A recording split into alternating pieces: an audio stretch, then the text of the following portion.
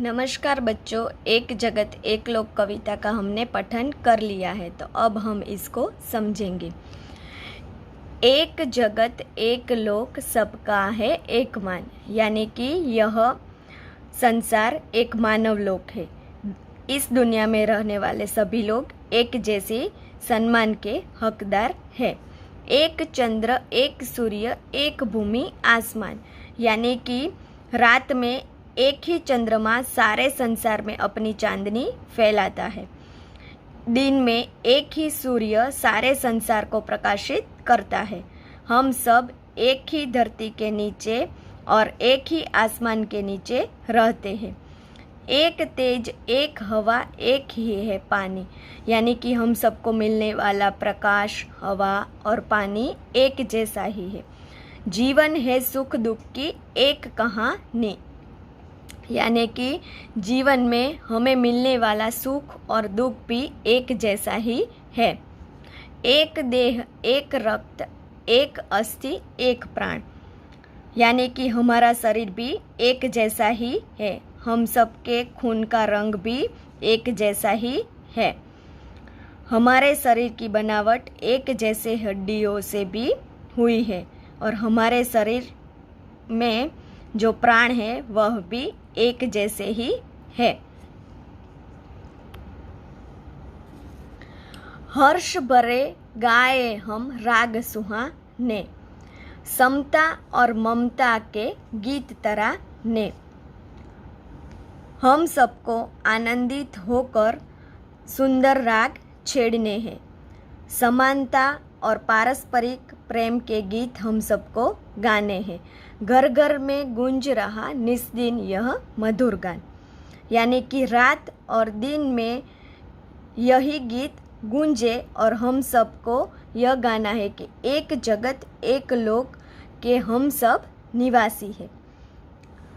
राष्ट्रों में ऐक्य यही कर्म हमारा, यानी कि संसार के सभी राष्ट्रों में एकता का भाव लाना हमारा सबसे बड़ा कर्तव्य बनता है।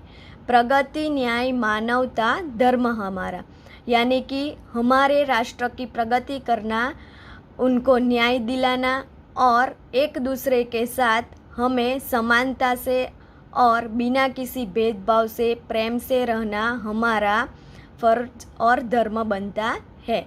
हिल मिल के लहराए विश्व शांति का निशान। इस दुनिया में हमें सबको एक दूसरे के साथ मिलजुल कर रहना है और विश्व में शांति फैलाना हमारा फर्ज बनता है और विश्व में एक दूसरे के साथ एकता बनाए रखना और उसको विकसित करना हमारी फर्ज बनता है। एक जगत एक लोक सबका है एक मान, यानी कि यह दुनिया एक ही संसार मानव लोक से बनी हुई है और हम सबको एक दूसरे के साथ मिलजुल कर रहना है।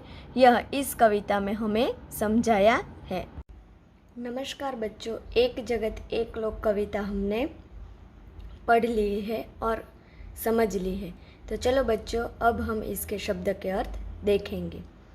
शब्दार्थ में पहला जो शब्द है वह जग, यानी कि जगत दुनिया, लोक यानी कि संसार, मान यानी आदर और सम्मान, भूमि जमीन और धरती, तेज तो प्रकाश, देह यानी शरीर तन और काया, रक्त यानी लहू और खून, अस्थि यानी हड्डी, प्राण यानी जान और जीव, हर्ष यानी आनंद, राग यानी स्वर, तराना तो गीत और गान, निस्दिन तो हर रोज और प्रतिदिन, ऐक्य तो एकता, प्रगति उन्नति और विकास, हिलमिल मिलजुल कर, निशाना